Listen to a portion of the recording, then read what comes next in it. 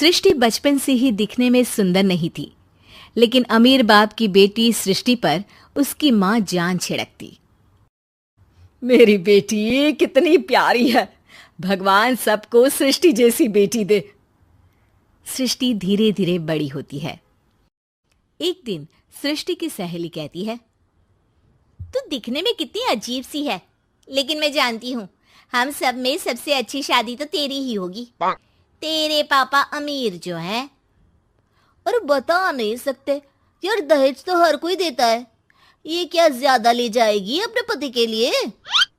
अरे बड़े शहर में कोठी है इसके पापा की। अरे पापा की है ना, कौन सी इसकी है?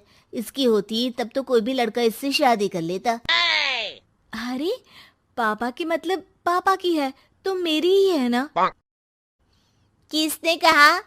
अब तेरी तो तब होगी ना जब तेरा भाई ना हो। वैसे भी शादी के बाद सारी प्रॉपर्टी भाई के नाम होती है।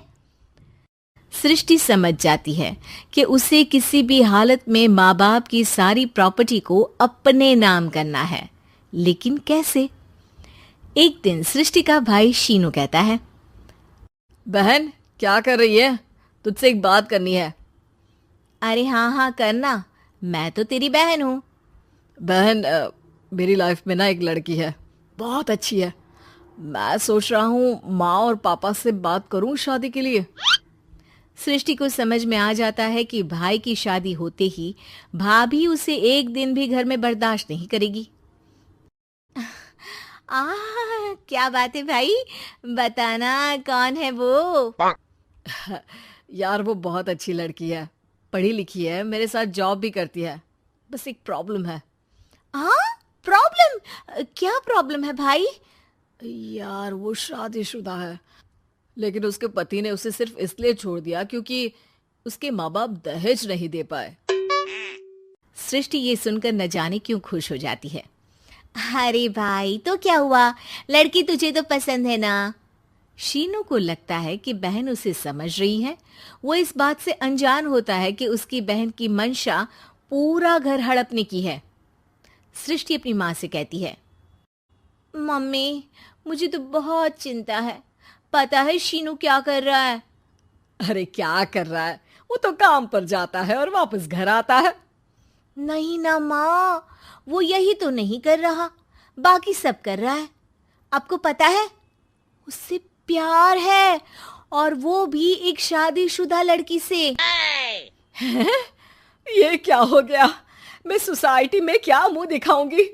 अरे तेरे पापा तो यही कहेंगे कि मैंने ही उसे बिगाड़ दिया है। माँ देखो, मेरी बात मानो, पापा पर भी विश्वास करने की जरूरत नहीं है। अब आप ही बताओ, पापा इतनी देर घर के बाहर रहते हैं क्यों? बोलो। अरे बेटा वो तो नौकरी करते हैं ना। तू बहुत भोली है माँ। पापा का ऑफिस तो 7 बजे खत्म हो जाता है, लेकिन देखो कितनी देर से आते हैं।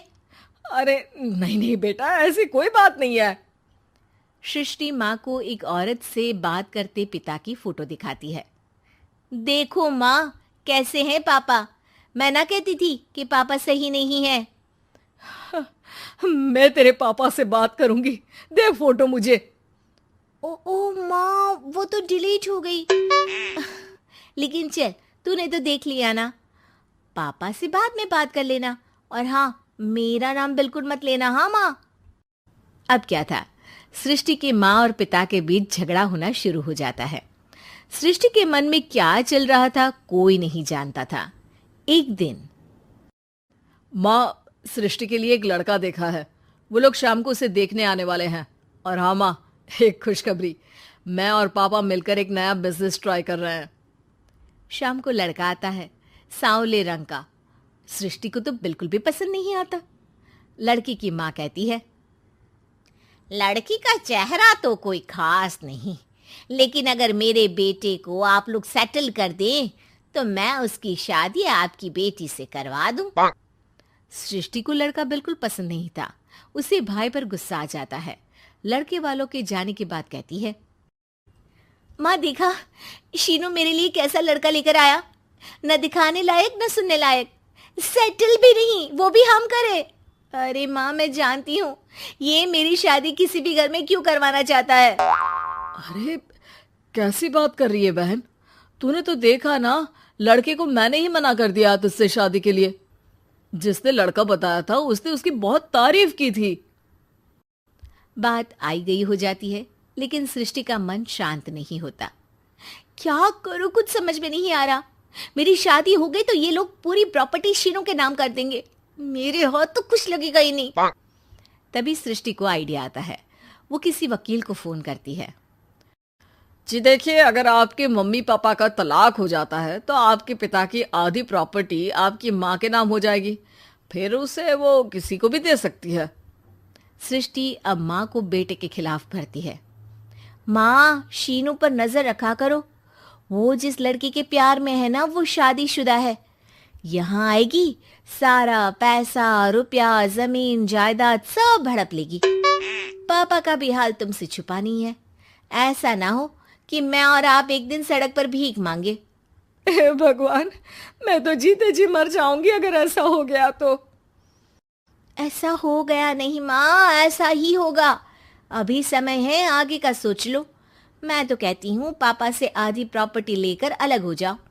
पापा की आधी प्रॉपर्टी भी हम लोगों को अगर मिल जाती है ना, तो अगले 7 जन्म सफल समझो। बेचारी माँ बेटी के कहने पर पति से तलाक लेकर अलग हो जाती है। सृष्टि अब पैसों से गाड़ी और अपने दूसरे महंगे शौक पूरे करने लगी। उसके दोस्त भी उसके पैसे इस्तेमाल करते। सृष्टि, कल तुम कहाँ थी? मैं सारा दिन घर पर अकेली थी। तो मैं क्या करूं? मैंने ठेका तो नहीं लिया है ना तुम्हें संभालने का। माँ को सृष्टि से ये उम्मीद नहीं थी। वो बैठकर रोने लगती है। वहीं उसका पति यानी कि सृष्टि के पिता आ जाते हैं। मैं जानता था कि तुम्हारा यही हाल होगा, तो आपने मुझे रोका क्यों नहीं? मैं रोकता तो तुम रुकती क्या? सृष्टि के कहने पर तुमने मुझ पर, अपने बेटे पर शक किया, लेकिन तुम ये भूल गई कि कैसे हम दोनों ने मिलकर जीवन में इतना सब खड़ा किया। माँ पति के गले लग जाती है। मुझे माफ कर दीजिए, मैंने आपकी कमाई का एक बड़ा हिस्सा गवा दिया। कोई बात नहीं, तुम साथ हो तो मैं ऐसी 7 प्रॉपर्टी खड़ी कर दूंगा। तभी वहां सृष्टि आ जाती है रोते हुए। माँ, मयंक ने मुझे छोड़ दिया। वो बोल रहा था जब तक मेरे पास पैसे थे तब तक ही वो मेरे साथ था। पापा, माँ, मुझे माफ कर दीजिए।